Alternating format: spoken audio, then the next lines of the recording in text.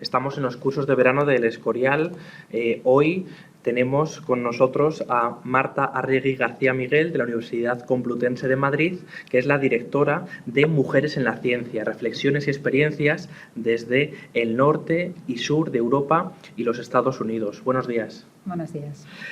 Queremos averiguar, queremos saber cómo van las cuestiones de género en la ciencia.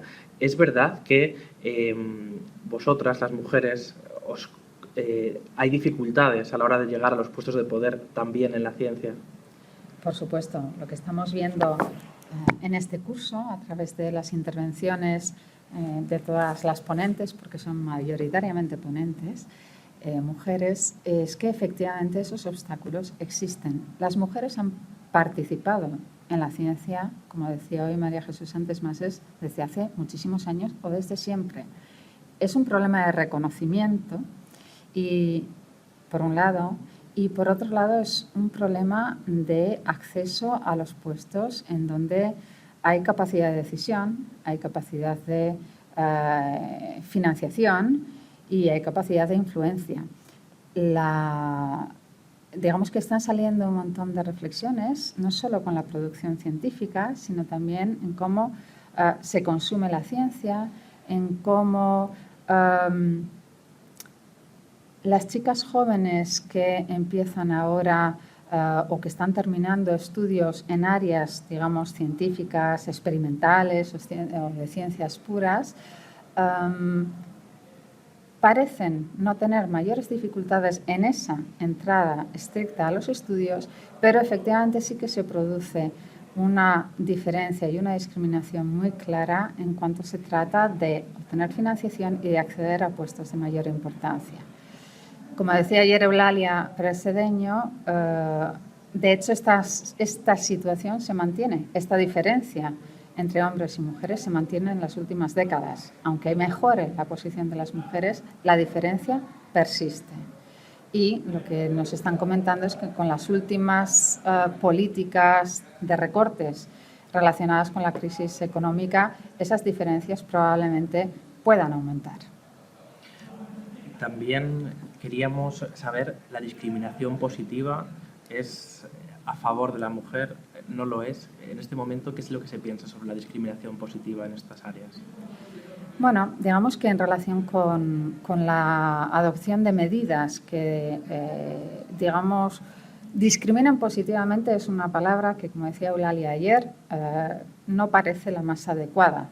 Eulalia le llamaba medidas compensatorias, porque lo que hacen es compensar una situación de agravio.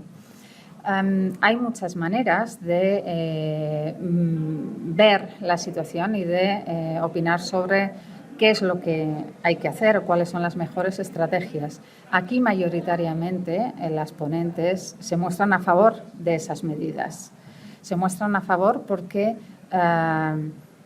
en cuanto se visibiliza, primero ayudan a visibilizar el problema y segundo, en cuanto se ponen en marcha esas medidas, aumenta la posición, aumenta la presencia de las mujeres. Entonces, yo diría que la opinión mayoritaria está a favor de ese tipo de medidas. Decíais que las palabras inventan. ¿Está el lenguaje castellano, la lengua española, preparada para esa igualdad de género en los sistemas científicos? Bueno, yo diría que no lo está, pero no solo en los sistemas científicos, no lo está en general. El lenguaje no es solo lenguaje científico. Para empezar, como decía hoy María Jesús Santos Masés, el castellano diferencia entre masculino y femenino y muchas veces no tiene formas de nombrar las cosas que incorporen a las mujeres. De hecho, en castellano se acepta, y la Real Academia de la Lengua Española así lo indica, que el plural masculino incorpora mujeres y hombres. ¿Por qué? También nos comentaba hoy María Jesús cómo la manera en que había que hacer referencia a Margarita Salas cuando se la nombró presidenta del Instituto Científico Español era complejísima, porque era mujer, era la primera que trabajaba en ciencias, era, en fin, en absoluto está preparado. Para nada está nuestro idioma preparado. Y sobre el trabajo precario, ¿se acepta más desde el ámbito femenino el trabajo precario? ¿Se piensa para ella? ¿Qué cuestiones han salido acerca de este tema? Bueno, eso es un tema también muy interesante. La forma de plantear la pregunta es asumir que el trabajo precario se ha pensado para las mujeres o que solo las mujeres aceptan el trabajo precario. ¿Es eso así de verdad? ¿O es simplemente que es que solo sale trabajo precario y las mujeres están en mejor posición porque tienen mejores competencias para acceder a esos puestos? Habría que tener cuidado en cómo se formulan las cuestiones para saber qué respuestas se obtienen. Una de vuestras conclusiones o de las complejidades que habéis hoy expuesto es justo eso, ¿no? Es decir, dependiendo de las preguntas formuladas pueden revelar el tipo de cultura que tenemos, ¿no? La ideología con la cual aquel que pregunta piensa sobre la cuestión determinada. Por supuesto, así es. El lenguaje es la manera que refleja cómo vemos el mundo y que para nosotros construye el mundo en nuestra mente. Somos seres humanos, tenemos como especificidad un lenguaje muy elaborado, que es el que refleja el mundo y construye el mundo también. Lleváis a gala en este curso una diferenciación o exponer los sistemas de ciencias de varios países, España, Noruega, Islandia y Estados Unidos. ¿Habría diferencias significativas entre estos países en los sistemas científicos? Bueno, yo diría que hay bastantes diferencias, pero también hay muchas similitudes. Hay diferencias en los países europeos, por ejemplo, entre España y Noruega e Islandia, por otro lado.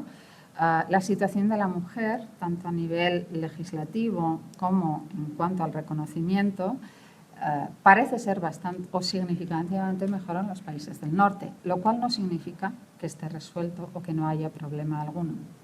Por otro lado, Estados Unidos tiene un enfoque, culturalmente tiene un enfoque algo distinto.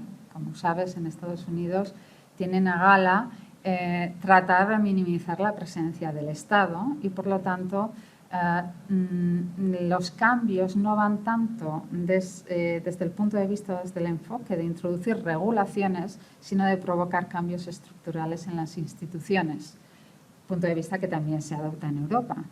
Pero sí, efectivamente la situación es distinta, aunque la discriminación de las mujeres es una constante. Muchísimas gracias por estar con nosotros en el Ateneo Escurialense en Radio. Marta Arregui García Miguel, directora del curso de verano Mujer en la Ciencia, Reflexiones y Experiencias desde el norte y sur de Europa y los Estados Unidos. Muchas gracias a vosotros.